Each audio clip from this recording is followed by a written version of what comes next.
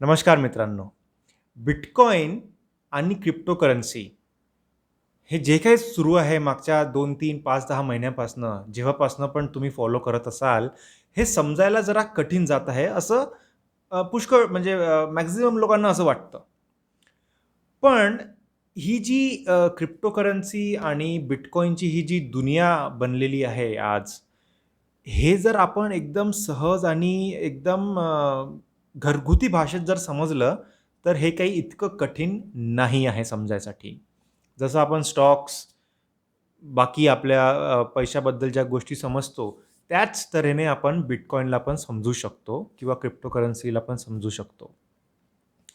आता हल्ली काय झालं आहे, की काही लोकं बिटकॉइनला मॅनिप्युलेट करत आहेत. काही लोकं म्हणजे ज्यांची भरपूर सोशल मीडियामध्ये रीच आहे, Twitterवरती भरपूर फॉलोअर्स आहेत. अशी लोकं बिटकॉइनला आणि क्रिप्टोकरन्सी ॲज अ होल, जेव्हा मी बिटकॉइन म्हणतो तेव्हा तुम्ही पूर्ण क्रिप्टोकरन्सी समजू शकता. म्हणजे क्रिप्टोकरन्सीज खूप साऱ्या आहेत. इथिरियम, डोजकॉइन, रिपल, खूप साऱ्या अशा क्रिप्टोकरन्सीज नवीन-नवीन आणि रोज नवीन येतायत. आपण जसं आता बोलतोय, तेव्हा सुद्धा 2-3 क्रिप्टोकरन्सी लॉन्च झाल्या असतील कुठे ना कुठे जगात. तर क्रिप्टोकरन्सीज याला ॲड्रेस करण्यासाठी एक आपण जर क्रिप्टोकरन्सीचं नाव घेतलं, म्हणजे सगळ्यात मोठी जी क्रिप्टोकरन्सी आहे ती म्हणजे बिटकॉइन. तर बिटकॉइनला मॅनिप्युलेट कारण त्याच्यामागे तर काही शासकीय काय म्हणू शकतो आपण त्याला रेग्युलेशन्स नाही आहेत. इंडियामध्ये तर सध्या नाही आहेत. तुम्ही होल्ड करू शकता, तुम्ही बिटकॉइन घेऊ शकता, आपल्या वॉलेटमध्ये ठेवू शकता, सगळं काही करू शकता, कोणाला पाठवू शकता. पण शासकीय रेग्युलेशन्स आर-बी-आय जे आहे रिझर्व्ह बँक ऑफ इंडिया, त्यांनी काहीच रेग्युलेशन याच्यावरती सध्या तर काढले नाही आहेत. आणि येणाऱ्या फ्युचरमध्ये बहुतेक ते काहीतरी रेग्युलेशन्स घेऊन येतायत. म्हणजे अजून काही त्याच्यावरती क्लॅरिटी नाही आहे, की बिटकॉइन होल्ड करण्यावरती ते बॅन ठेवतील किंवा बिटकॉइन जे आहे ते तुम्ही ठेवू शकता. फक्त नवीन बाय करण्यावरती ते बॅन ठोकतील. हे आपल्याला काही माहिती नाही आहे. बट असो. मुद्दा हा आहे, की काही लोकं जे आहेत ते बिटकॉइनला मॅनिप्युलेट करतात. आणि यातला एक व्यक्ती आहे, SpaceX आणि Teslaचा ओनर. Tesla मोटर्स जी कार कंपनी आहे आणि SpaceX म्हणजे जे मार्स मिशन जो आहे, स्पेस मिशन जो आहे त्याची एक कंपनी आहे, जे रॉकेट्स बनवतात SpaceX. याचा जो ओनर आहे इलॉन मस्क आणि इलॉन मस्कच्या Twitter अकाउंटवरती जवळपास 50 मिलियन फॉलोअर्स आहेत. 50 मिलियन म्हणजे जवळपास म्हणजे खूप होऊन जातात 50 मिलियन. आपण जर लॅक्स आणि क्रोर्समध्ये बोलतो इथे इंडियामध्ये, पण मिलियन्स आणि बिलियन्समध्ये तिथे गोष्ट होते यूएसमध्ये. तर 50 मिलियन इतके फॉलोअर्स आहेत त्या व्यक्तीचे. आणि बिटकॉइनची जी प्राईस आहे ती जवळपास 40, 45, 50 लाखाच्या जवळपास होती रिसेंटली म्हणजे मागच्या 15-20 एक महिना पण म्हणजे फ्लक्च्युएशन सुरूच असतात. दररोज खूप वर-खाली होतो बिटकॉइन आणि म्हणजे 40 लाख रुपयाचा जेव्हा बिटकॉइन होता, त्यावेळेस इलॉन मस्कनी काय केलं, त्यांनी एक ट्वीट केला त्याच्या Twitter अकाउंटवरून आणि त्यांनी हे ट्वीट केलं, की बिटकॉइन किंवा क्रिप्टोकरन्सीज जे आहे, यांना काही अल्टरनेटिव्ह म्हणजे एक दुसरा अल्टरनेटिव्ह शोधावा लागेल. कारण बिटकॉइन आणि ह्या क्रिप्टोकरन्सीज ज्या आहेत, याच्यामध्ये एनर्जी खूप लागते. म्हणजे वीज, जी आपण घरी वीज वापरतो, ते बिटकॉइन आणि बाकी क्रिप्टोकरन्सीजला प्रोड्यूस करण्यासाठी भरपूर सारी एनर्जी किंवा भरपूर सारी वीज लागते. आणि त्या कारणामुळे इलॉन मस्कनी म्हटलंय, की मी सध्या म्हणजे तात्पुरता तरी याच्या फेवरमध्ये नाही राहणार. कारण याच्यामध्ये जी वीज लागते त्याच्यामुळे आपल्या काय म्हणतात ग्लोबल हीटिंग किंवा ग्लोबल एन्व्हायर्नमेंट जे आहे, आपलं जे ओझोनची जी लेयर आहे, म्हणजे भरपूर साऱ्या सायंटिफिक गोष्टी आहेत. तर ती जी तो जो फॅक्टर एन्व्हायर्नमेंटल फॅक्टर जो आहे, तो फॅक्टर तिथे अफेक्ट होईल. आणि याच्यामुळे बिटकॉइनची प्राईस जी आहे ती 40 लाखावरनं डायरेक्ट खाली येत गेली 30 लाख, 25 लाख, 23 लाख, 22 लाखांपर्यंत पण काही-काही एक्सचेंजेसवरती बिटकॉइनची प्राईस आली. म्हणजे 40 लाखावरनं तब्बल 22 लाखांवरती जर प्राईस आली म्हणजे जवळपास हाल्फ झालेली आहे व्हॅल्यू. हाफ झालेली होती व्हॅल्यू. आणि हे कधी झालं? हे झालं 12 मेला. 12 मेला हा ट्विट आला इलॉन मस्कचा आणि त्याच्यानंतर व्हॅल्यू इतकी खाली गेली, 40ची 22 लाखापर्यंत आली. आणि आता जर तुम्ही मागच्या एक दिवसा म्हणजे काही जवळपास 12 किंवा 18 तासांपासून जर बिटकॉईनची व्हॅल्यू बघितली, तर ती थोडीफार वरती जात आहे. आता जेव्हा मी बोलतोय तेव्हा जवळपास $36,000 व्हॅल्यू आहे. म्हणजे इंडियन रुपीज मध्ये सांगायचं तर जवळपास 28 किंवा 29 लाख, काही एक्सचेंजेसवरती 30 लाख पण आहे व्हॅल्यू सध्याच्या घडीला. तुम्ही हा व्हिडिओ बघत असाल त्यावेळेस व्हॅल्यू म्हणजे निश्चितच काहीतरी वेगळीच राहील, कारण त्याच्यामध्ये खूप फ्लक्च्युएशन होतात. तर 29 लाखाची किंवा 30 लाखाची व्हॅल्यू सध्या आहे आफ्टर 12 मे. 12 मेला जी 22-23 लाख होती ती आता वाढत आहे. तर ही वाढ जी झालेली आहे मागच्या 12, 18 किंवा 24 तासामध्ये, ही का बरं झाली? आता ही वाढ याच्यामुळे झाली की इलॉन मस्कनी परत एक ट्विट केला. If you'd like to help develop doge म्हणजे doge coin, please submit ideas on GitHub. And खाली त्यांनी एक रेडिट म्हणजे एक सोशल मीडिया प्लॅटफॉर्म आहे.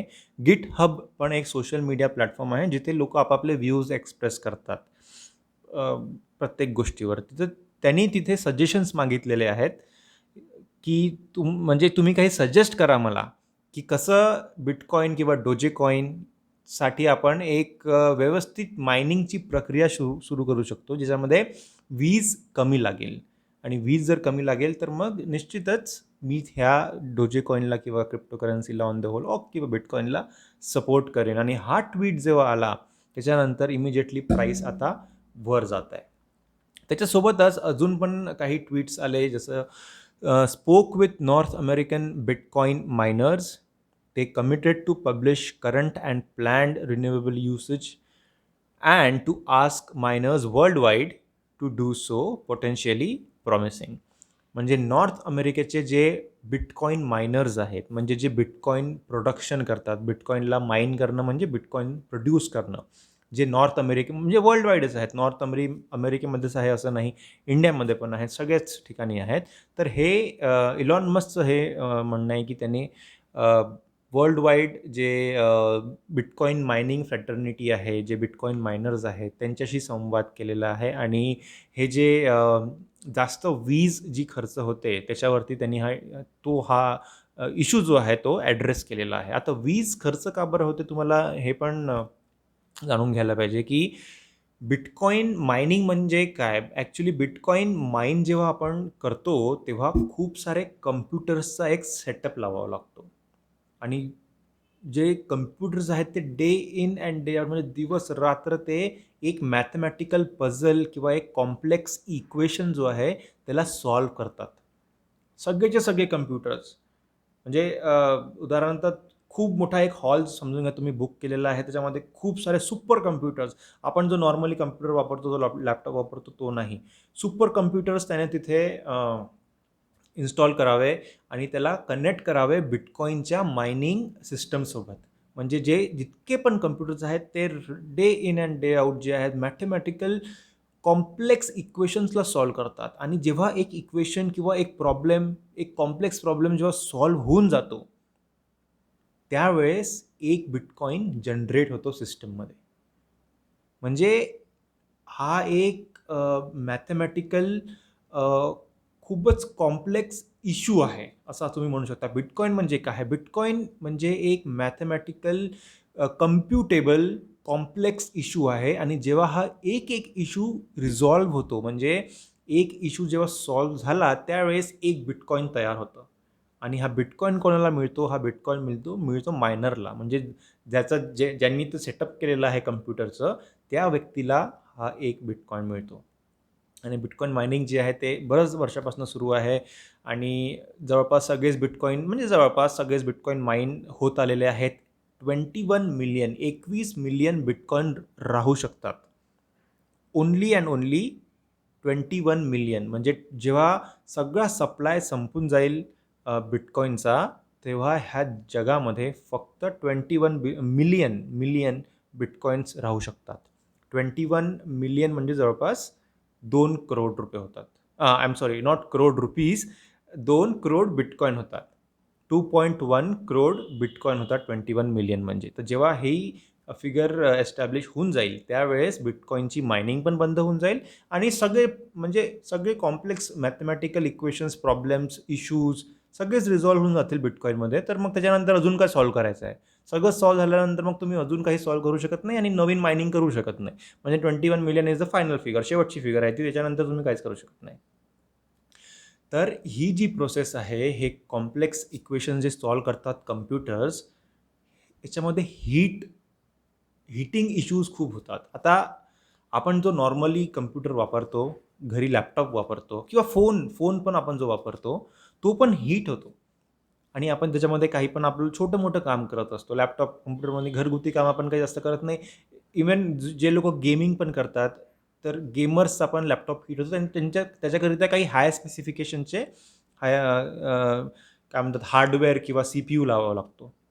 पण बिटकॉइन मायनिंगची जी प्रोसेस आहे, जे काम ते सुपर कम्प्युटर्स करतात, ती प्रोसेसिंग खूपच जास्त ह्यूज लेव्हलवरती असते. खूप जास्ती असते आणि त्याला लागणारी जी इलेक्ट्रिसिटी आहे, ती पण खूप खूप जास्ती असते आणि जेव्हा तुमच्याकडे एका हॉलमध्ये समजून घ्या की जवळपास 400-500 कम्प्युटर्स एकासोबत लावलेले आहेत, एकाच मायनरनी आणि असे किती सारे मायनर आहेत, तर मग किती जास्त इलेक्ट्रिसिटी लागणार.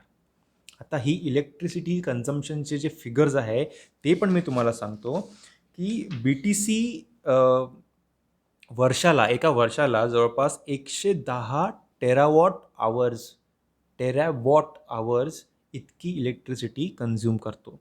आता हे टेरावॉट आवर 110 किती आहे आपल्याला काही कळणार नाही, राईट? तर याला समजून घेण्यासाठी दुसरं कॉम्प्लिमेंटरी उदाहरण सांगतो की एका वर्षामध्ये एका छोट्या देशाला, जसं की मलेशिया झालं किंवा स्वीडन झालं, असे छोटे जे देश आहेत, यांची जी इलेक्ट्रिसिटीची रिक्वायरमेंट आहे एका वर्षाची, पूर्ण देशाची जी रिक्वायरमेंट आहे एका वर्षाची, तितकीच इलेक्ट्रिसिटी जी आहे ती बिटकॉइनला सुद्धा लागते. आणि ही जी फिगर आहे हे 0.55% ऑफ दी एंटायर, म्हणजे पूर्ण जगातली जी वीज आहे त्याच्या 0.55% वीज फक्त बिटकॉइनला लागते. बाकीच्या ज्या क्रिप्टोकरन्सीज आहेत त्या वेगळ्या. मग तुम्ही समजू शकता की जर 100 क्रिप्टोकरन्सीज आहेत तर असे 10-15 देश जे आहेत, छोटे मोठे देश जे आहेत ते जगातले, त्यांची जितकी पण इलेक्ट्रिसिटी लागते तितकी पूर्ण क्रिप्टोकरन्सीला द्यायची. तर कुठे ना कुठे हा जो विषय आहे हा खूपच गंभीर विषय आहे, कारण आपण ऑलरेडी ग्लोबल वॉर्मिंग सारख्या खूपच वाईट परिस्थितीमध्ये आहे सध्या आपण, आणि म्हणजे आपल्याला माहितीच आहे की एन्व्हायरमेंट कुठे जात आहे. आणि त्या परिस्थितीमध्ये जर आपण क्रिप्टोकरन्सीला इतकी वीज दिली, इतकं पॉवर दिलं, तर मग नक्कीच काहीतरी विनाश करण्याच्या दिशेने आपण समोर जात आहे. तर हा विषय जो आहे हा एलॉन मस्कनी घेतला आणि त्याच्यानंतर हा ट्विट केला आणि त्याच ट्विटला बाकीचे पण क्रिप्टोकरन्सी जगातले जे मोठे नाव आहे, जसं मायकल सेलर पण त्याच्या सपोर्टमध्ये आलेले आहेत. आणि मायकल सेलरनी म्हटलं आहे की yesterday I was pleased to host a meeting between Elon Musk and the leading bitcoin miners in North America. The miners have agreed to form the Bitcoin Mining Council to promote every energy uses transparency and accelerate the sustainability. तर Michael seller जो आहे हा स्वतः एक bitcoin billionaire आहे. Micro strategy नावाची कंपनीचा CEO आहे आणि त्याने पण हा पुढाकार घेतलेला आहे अलॉंग विथ इलॉन मस्क, आणि जे पण बिटकॉइन मायनर्स आहेत त्या सगळ्यांना ॲड्रेस केलेला आहे आणि काही ना काही याच्यावरचं सोल्युशन काढायचा प्रयत्न हे लोक करतात. आणि ह्याच कारणामुळे बिटकॉइन आता किती वर जाईल हे नाही सांगता येणार. किती वर जाईल हे नाही, त्यासाठी आपल्याला टेक्निकल ॲनालिसिस परफॉर्म करावं लागेल.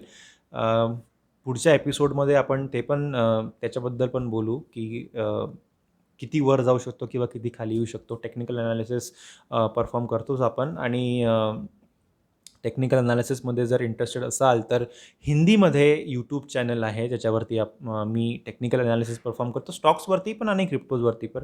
त्याची लिंक आहेच खाली दिलेली डिस्क्रिप्शनमध्ये, तुम्ही ती पण चेक करू शकता. तसंच इंग्लिशमध्ये पण एक चॅनल आहे, तुम्ही त्याला पण फॉलो. रे डेलिओ जो एक bitcoin billionaire, beg pardon, not bitcoin billionaire, जो एक नॉर्मल बिलिनियर आहे. म्हणजे नॉर्मल तो एक हेज फंड मॅनेजर आहे. म्हणजे जगातला वन ऑफ दी बिगेस्ट सगळ्यात मोठा हेज फंड मॅनेजर आहे. हेज फंड मॅनेजर समजणं कठीण जात असेल तर वॉरेन बफेटला तर आपण सगळे ओळखतोच. तर रे डेलिओ त्याच स्टेचरचा माणूस आहे. रे डेलिओ, वॉरेन बफेट आणि हे सगळे लोकं म्हणजे तुम्ही त्या पर्स्पेक्टिव्हनी समजू शकता की हू इज रे डेलिओ ॲक्च्युली. तर त्यांचं पण ट्विट आलेलं आहे आणि त्याने पण बिटकॉईनमध्ये इन्व्हेस्ट करायला प्राधान्य दिलेले आहे. तर हे काही 3-4 मोठे नावं आहेत जे बिटकॉईनच्या सपोर्टमध्ये आलेले आहेत आणि त्याच्यामुळे बिटकॉईनची प्राईस जी आहे ती सध्या तरी थोडं वरती जात आहे. तो जो 12 मे नंतरचा जो मोठा फॉल आलेला होता, जवळपास 50% फॉल झालेला होता. त्याच्यामुळे नंतर थोडी वरती जात आहे प्राईस. इलॉन मस्कने त्याची जी कंपनी आहे टेस्ला, तर टेस्लामध्ये म्हणजे टेस्लाच्या ज्या गाड्या आहेत त्या जर तुम्हाला विकत घ्यायचं असेल तर तुम्ही बिटकॉईन देऊन गाड्या विकत घेऊ शकता. असं एक डिक्लेरेशन केलेलं होतं मागे. आणि टेस्ला ॲज अ कंपनीने पण जवळपास $1.5 बिलियन, $1.5 बिलियन, बिलियन म्हणजे त्याच्यामध्ये 9 शून्य असतात. 9 शून्य म्हणजे बिलियन म्हणजे 100 करोड म्हणजे 1 बिलियन होतं. तर $1.5 बिलियन इन्व्हेस्ट केलेले आहेत बिटकॉईनमध्ये. फक्त इन्व्हेस्टच नाही केले, पण त्याने प्रॉफिट पण बुक केलेलं आहे 101 मिलियन. $101 मिलियन. मिलियन म्हणजे 6 शून्य असतात. म्हणजे 1 मिलियन म्हणजे 10 लाख. तर तसं 101 मिलियन रुपीजचा beg pardon, not rupees, USD, US डॉलर्सचा प्रॉफिट पण बुक केलेला आहे त्याने. तर इतक्या मोठ्या लेवलवरती इलॉन मस्क सपोर्ट करत आहे बिटकॉईनला. आणि त्याच्यानंतर हे जी एन्व्हायरमेंटल फॅक्टर, मायनिंगच्या मागची जी लागणारी वीज आहे, एनर्जी आहे, हा जो मुद्दा रेज झालेला आहे, याच्यानंतर थोडं म्हणजे प्राईस वर खाली होत आहे. But let's see. आता बिटकॉईन जे आहे याच्यामध्ये तुम्ही इन्व्हेस्ट करायला पाहिजे का? की म्हणजे आपण याच्यावरती एक दुसरा एपिसोड घेऊच, जो फुल्ली डेडिकेटेड राहील ह्या गोष्टीवरती, की बिटकॉईनमध्ये इन्व्हेस्ट करायला पाहिजे की नाही करायला पाहिजे. पण जस्ट एक स्मॉल म्हणजे एक ओव्हरव्ह्यू जर मी दिला इथे, तर बिटकॉईन जे आहे ते फक्त एक क्रिप्टोकरन्सी नाही आहे. याच्यामागे एक टेक्नॉलॉजी म्हणजे एक करन्सी नाही आहे ती. ठीक आहे, करन्सी तर आहेच, बट फक्त करन्सी नाही आहे. त्याच्यामागे एक टेक्नॉलॉजी आहे आणि त्या टेक्नॉलॉजीला ब्लॉकचेन असं म्हणतात. तर ब्लॉकचेनमध्ये असं काय खास आहे, की ते एकदम बाकीचे जे टेक्नॉलॉजीज आहेत, म्हणजे जे करन्सीज आहेत किंवा टेक्नॉलॉजीज आहे, याच्यापेक्षा ते वेगळं काय आणतं? तर ब्लॉकचेनमध्ये काय असतं, की तुमची आयडेंटिटी जी आहे, ती रिव्हील होत नाही. आणि कम्प्युटर्स आपसामध्ये जे ट्रान्झॅक्शन्स करतात, ते कुठलाच माणूस जो आहे, तो तिथे जाऊन काही त्याच्यामध्ये फोर्जरी करू शकत नाही किंवा ते ट्रान्झॅक्शन जे आहे ते डिलीट करू शकत नाही. म्हणजे ही एक सिस्टम अशी आहे जी डिसेंट्रलाइज्ड आहे, ज्याच्यावर कोणाचा कंट्रोल नाही आहे. आता जे सिस्टम्स आहेत, जे आपल्या 500-2000च्या नोटा आहेत, त्याच्यावरती कोणाचा कंट्रोल आहे? कोणाचा कंट्रोल आहे? बँकेचा कंट्रोल आहे, गव्हर्नमेंटचा कंट्रोल आहे, RBIचा कंट्रोल आहे. पण ह्या डिसेंट्रलाइज्ड सिस्टममध्ये कोणा व्यक्तीचा कंट्रोल नाही आहे. It is all a blockchain and it is a decentralised system. समजायला जरा कठीण आहे, पण आपण याच्यावरती एक डेडिकेटेड एपिसोड घेऊच. त्याच्यामध्ये मी तुम्हाला थोडं एलॉबरेट एक्सप्लेनेशन देईल, जेणेकरून थोडं इझी होऊन जाईल समजायला. तर ही एक टेक्नॉलॉजी अशी आहे जी फ्युचरमध्ये खूप प्रॉस्पर होणार आहे. ही गोष्ट तर नक्की आहे. प्रॉस्पर नक्कीच होणार आहे. ब्लॉकचेन टेक्नॉलॉजीला काही काही दुसरं म्हणजे सबस्टिट्यूट नाही आहे. Blockchain technology is a successful technology आणि it is here to stay. Blockchain technology आता कुठे जाणार नाही आहे. ती टेक्नॉलॉजी इथे राहणारच आहे. आणि क्रिप्टोकरन्सीची जी गोष्ट आहे, क्रिप्टोकरन्सी पण राहील. क्रिप्टोकरन्सीला पण कुठलाच देश आणि कोणीच एलिमिनेट टोटली करू शकत नाही. फक्त त्याच्यावरती काही ना काही रेग्युलेशन्स आणू शकतात. म्हणजे रेग्युलेशन्स म्हणजे तुम्ही किती क्रिप्टोकरन्सी घ्यायला पाहिजे, म्हणजे तुम्ही जर बँकेतनं घेत आहे, तर तुमचे सगळे आधार कार्ड, पॅन कार्ड याच्यावरती काही डिसिजन्स होतील. आणि काही होऊ शकतात की काही क्रिप्टोकरन्सीजला बॅन केल्या जाईल, पण काही क्रिप्टोकरन्सीज चालतील. आणि RBI स्वतःहून एक क्रिप्टोकरन्सी काढण्याच्या विचारात आहे. एक इंडियन रुपीजवर बेस्ड असणारी क्रिप्टोकरन्सी RBI घेऊन येत आहेत. अमेरिकेने हे ऑलरेडी केलेलं आहे. USDT ज्याला टेथर म्हणतात. ती एक क्रिप्टोकरन्सी आहे जी US डॉलर्सच्या बेसवरती चालते. तशीच एक क्रिप्टोकरन्सी RBI आणि इंडियन गव्हर्नमेंट पण घेऊन येणार आहे. मग याचा अर्थ काय होतो, की तुम्ही जर बॅन करायचा पण जर विचार करत आहे, तरीसुद्धा तुम्ही एक नवीन क्रिप्टोकरन्सी पण आणत आहे. म्हणजे क्रिप्टोकरन्सी किंवा ब्लॉकचेन टेक्नॉलॉजीच्या विरोधात नाहीच आहे इंडियन गव्हर्नमेंट किंवा कुठली पण गव्हर्नमेंट. फक्त त्याच्यावरती काही ना काही लॉज ते आणतील. होऊ शकतं की तुम्हाला नवीन क्रिप्टोकरन्सी बाय करता येणार नाही. मग तुम्हाला जर बाय करायचं असेल तर काही वेगळी प्रोसिजर राहील, जी आता जशी प्रोसिजर आहे तशी नसणार, काहीतरी वेगळं असणार. ह्या सगळ्या गोष्टी होऊ शकतात. पण क्रिप्टोकरन्सी जी आहे, it is here to stay. It will stay here, right? तर तुम्ही याच्यामध्ये सध्या इन्व्हेस्ट करायला पाहिजे की नाही करायला पाहिजे? परत याच्यावरती आपण एपिसोड घेऊच. पण तुम्हाला म्हणजे एक ब्लंट आयडिया अशी सांगतो, की तुम्ही जर नवीन असाल इक्विटी मार्केट्समध्ये आणि तुमचं याच्या पहिले इन्व्हेस्टमेंट्स नसतील इक्विटीमध्ये किंवा स्टॉक मार्केटमध्ये किंवा म्युच्युअल फंड्समध्ये, तर क्रिप्टोकरन्सीकडे बघू पण नका. क्रिप्टोकरन्सी इज नॉट फॉर नवीन इन्व्हेस्टर्ससाठी नाही आहे.